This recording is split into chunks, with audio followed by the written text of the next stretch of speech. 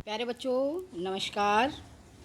आज मैं आपको सुप्रसिद्ध लेखक नागार्जुन द्वारा लिखित हिमालय की बेटियां पाठ 3 पढ़ाने जा रही हूँ, समझा रही हूँ आप लोगों को।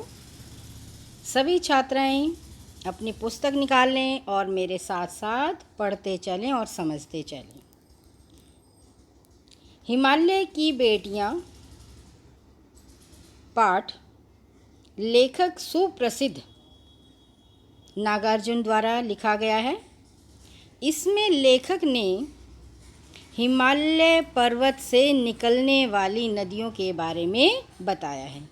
हिमालय पर्वत से हिमालय पर्वत के बारे में सभी बच्चे जानते हैं, और जो उसकी बर्फ़ पिघलकर जो पानी के रूप में परिवर्तित होती हैं, वो क्या होती हैं, वो क्या निकलती हैं? नदियाँ। पानी के 3 रूप होते हैं, ठोस, द्रव और गैस। जो ठोस रूप है वो बर्फ़ है, और द्रव क्या है? पानी है, और गैस क्या है? जो उसके द्वारा वाष्पीकरण होता है। ठीक है बच्चों। अब जो है लेखक ने जो है हिमालय पर्वत से निकलने वाली जो नदियां हैं उनको बेटियों के रूप में वर्णन किया है। हम नदियों को पहले तो सभी माता कहते हैं, लेकिन लेखक ने जो है नदियों को बेटी के रूप में बताया है। अभी तक मैंने उन्हें दूर से देखा था। कौन कह रहा है? लेखक कह रहा है। बड़ी शांत, गंभीर, अपने आप में खोई हुई सी लगती हैं। संभ्रांत महिला की भांति वे प्रतीत होती हैं। संभ्रांत मतलब सभ्य स्वभाव वाली। क्या है? सभ्य महिला। ठीक है। उनके प्रति मेरे दिल में आदर और श्रद्धा के भाव थे। अब देखिए लेखक ने क्या कहा? माँ और दादी, मौसी और मामी की गोद की तरह उनकी धारा में डुबकियाँ लगाया करता। कौन? लेखक। परंतु इस बार मैं जब हिमालय के कंधे पर चढ़ा, अर्थात हिमालय की चोटी, कंधे मतलब हिमालय के ऊपर गया, तो वहाँ जो उसने देखा लेखक ने, वो एक हैरान करने वाली चीज़ थी। हैरान हो गया। कौन? लेखक। दुबली पतली गंगा, क्योंकि सारी नदियाँ जो हैं बच्चे कहाँ से निकलती हैं? सारी हिमालय पर्वत से निकलती हैं। यमुना, देखिए गंगा, यमुना, सतलुज समतल मैदानों में उतरकर विशाल कैसे हो जाती हैं। उनका उछलना और कूदना, क्या बताया? जैसे बच्चा जो है उछल कूद करता है, ऐसे ही बाप की गोद, हिमालय क्या है? बाप है। बाप की गोद में जो है नदियाँ उछलती कूदती हैं और रोमांच करती हैं, और खिलखिलाकर लगातार हंसती हैं, प्रसन्न होती हैं, और भाव भंगिमा, तरह तरह की भंगिमाएँ करती हैं। उन सब का उल्लास कहाँ गायब हो जाता है? जब नदियाँ जो है मैदान में आ जाती हैं, जैसे पर्वत से चलती हैं तो उछलती कूदती उल्लास करती हुई आती हैं, तो लेखक कह रहा है कि जब मैदान में आती हैं सब चीज़ें उनकी गायब हो जाती हैं। जब मैं किसी लड़की को देखता हूँ, किसी कली पर जब मेरा ध्यान अटक जाता है। क्या कहा लेखक ने? किसी लड़की को देखता हूँ, किसी कली को देखता हूँ तो मेरा ध्यान अटक जाता है, और कौतूहल, आश्चर्य और विस्मय नहीं होता जितना कि इन बेटियों की बाल लीलाओं को देखकर। किसी कली को देखकर, लड़की को देखकर कौतूहल और आश्चर्य नहीं होता जितना कि इन नदियों को, हिमालय की बेटियों को देखकर, इनकी लीलाओं को देखकर होता है। कहाँ भागी जा रही हैं? कौन सा लक्ष्य है जिसने इन्हें बेचैन कर रखा है? अपने महान पिता विराट प्रेम। महान पिता कौन? हिमालय। विराट, अथाह प्रेम, जिसका कोई था न हो। अगर इनका हृदय अतृप्त है, मतलब प्यासा है, तृप्त नहीं है, तो वह कौन होगा जो इनकी प्यास को मिटा सकेगा? बर्फ़ जली नंगी पहाड़ियाँ, छोटे छोटे पौधों से भरी घाटियाँ, बंदुर, अतिकाएँ, सरसब्ज उपकाएँ, ये शब्दों के अर्थ भी मैं आपको बता दूंगी।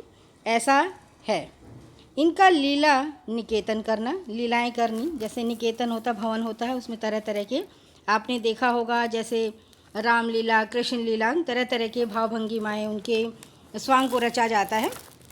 खेलते खेलते जब ये दूर निकल जाती हैं तो अब कौन कौन से पेड़ों के बारे में जिक्र किया लेखक ने? देवदार, चीड़, सरव, चिनार, सफ़ेदा, केल के जंगलों में पहुंचकर उन्हें अपने बचपन की याद करने का मौका मिल जाता होगा। कहाँ? जहाँ वो जंगलों में पहुंचती हैं और तरह तरह के उनसे पेड़ जब वो उनसे मिलती हैं तो उन्हें अपने बचपन की याद हो आती है। कौन जाने बूढ़ा हिमालय, हिमालय को क्या कहा? बूढ़ा। अपनी इन नटखट बेटियों को, शरारती बेटियों के लिए कितना सिर धुनता होगा। जैसे माँ बाप जो है, जब बच्चा थोड़ा सी शरारतें करता है तो माँ बाप परेशान हो जाते हैं, सिर धुनते हैं, माथा पकड़ लेते हैं और माथे पर हाथ लगाते हैं तो उसको बोलते हैं सिर धुनना, मतलब सिर को परेशान कर देना। बड़ी बड़ी चोटियों से जाकर पूछिए तो उत्तर में विराट, विराट होता है महान, मौन के सिवाय उनके पास और रखा ही क्या है। वो सब देखते रहते हैं और क्या करते हैं, वो सिर्फ मौन रहते हैं। अब देखिए, अब इन्होंने दो ऐसे नाम बताए हैं, सिंधु और ब्रह्मपुत्र।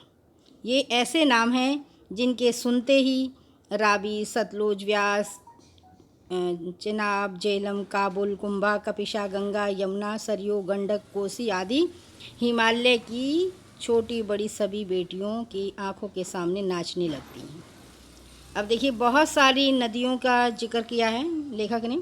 वास्तव में सिंधु और ब्रह्मपुत्र स्वयं कुछ भी नहीं हैं।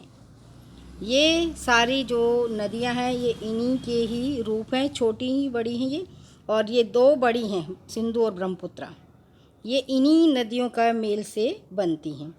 दयालु हिमालय के पिघले हुए दिल में एक एक बूंद न जाने कब से इकट्ठा होकर इन दो महानदों के रूप में समुद्र की ओर प्रवाहित होती जा रही हैं।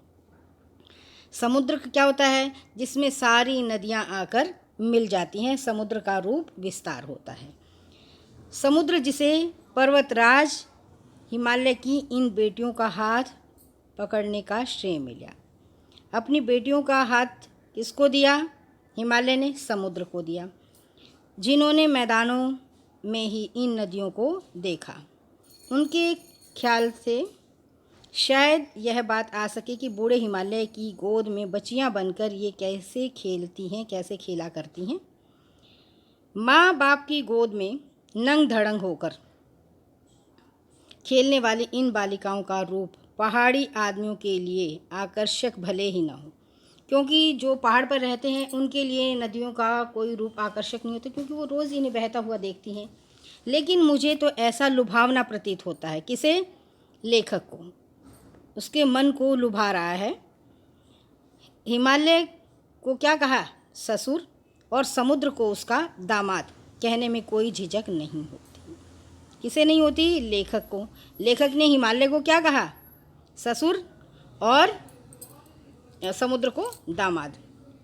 अब आ जाइए, देखिए, अब यहाँ पर लेखक जो है कालिदास, प्रसिद्ध महाकवि संस्कृत के, उनका वर्णन किया है। वो विरहिणी यक्ष है। उसने मेघदूत के द्वारा बादल को दूत बनाकर उससे कहा, वेत्रवती, वेतवा नदी, कौन सी नदी? वेतवा नदी को प्रेम का प्रतिदान देते जाना। कौन सी नदी को? वेतवा नदी को। क्योंकि प्रेम दोगे तो वो तुम्हें क्या देगी? जब बादल है तो उससे वाष्पीकरण जल चाहिए, तभी तो वो बरसेगा। तो उसने कहा अगर तुम उसे प्रेम दोगे तो वो तुम्हें क्या देगा? जल देगा। ठीक है, वस्तु विनिमय जैसे आदान विनिमय। तुम्हारी यह प्रेसी तुम्हें पाकर अवश्य ही प्रसन्न होगी। ये बात चंचल नदियों को देखकर मुझे अचानक याद आ गई। किसको? लेखक को। और सोचा कि शायद उस महाकवि को भी नदियों का सचेतन रूपक पसंद था। किसको? महाकवि कालिदास को, जिसने अपने नाटक में यक्ष के लिए जो है, विरहिणी जो यक्ष थी उसके लिए जो है वेतवा नदी को प्रेम का प्रतिदान देने के लिए कहा था। दरअसल कोई नदियों को पहाड़ी घाटियों और समतल आंगनों के मैदानों से जुदा जुदा शक्लों में देखता है, पर वह इस नतीजे पर पहुंचेगा। कौन से? काका कालेलकर। किसने? काका कालेलकर ने नदियों को लोक माता कहा है। किंतु माता बनने से पहले यदि हम इन्हें बेटियों के रूप में देखें तो कोई हर्ज नहीं है। सबसे पहले बेटी होती है, उसके बाद ही तो उसका रूप दूसरा होता है, तभी तो वो माँ बनती है। सबसे पहला कौन सा रूप होता है? बेटी। थोड़ा आगे चलिए, इन्हीं में अगर प्रेयसी की भावना हो तो कैसा रहेगा? फिर जो है, क्योंकि उसके बाद जो है माता बनने से पहले वो क्या होती है? एक प्रेमिका होती है, प्रेयसी होती है। तो जो लेखक ने कहा कि बहुत ही ठीक और बहुत ही अच्छे ढंग से उसने वर्णन किया है नदियों का। ममता, ममता की मूर्ति मानी गई है माँ, जो है माँ, बहन, बेटी, एक ही धागा है। क्या कहा? ये एक धागा है जो हम सबको जोड़ कर रखता है। बेटी जो है अपने परिवार को जोड़ कर रखती है, घर में सभी को अच्छा लगता है, घर चहक और महक उठता है बेटी जिस घर में होती है। बहन का स्थान कितने कवियों ने इन नदियों को दिया है? बहन का स्थान जो है कवियों ने नदियों को दिया है। एक दिन मेरी भी ऐसी भावना हुई थी। किसने कहा? लेखक ने कहा। थोलिंग, तिब्बत की बात है। क्या? थोलिंग कहाँ पर है? तिब्बत में है। मन उचट गया था, परेशान हो गया था, तबीयत थोड़ा सा परेशान थी, ढीली सी थी। सतलज मतलब सतलुज, सतलुज नदी के किनारे जाकर बैठ गया। दोपहर का समय था, पैर लटकाकर पानी में। कैसे बैठा लेखक? दोपहर का समय था और जो है पैर पानी में लटका दिए। थोड़ी देर में प्रगतिशील जल ने उस पर असर डाल दिया। जल किसका प्रतीक है? प्रगति का प्रतीक है।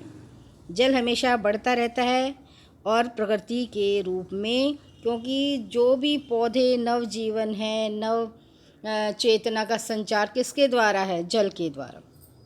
तन और मन दोनों ताज़ा हो गए और लेखक जो है अब गुनगुनाने लगा। क्या गुनगुनाने लगा?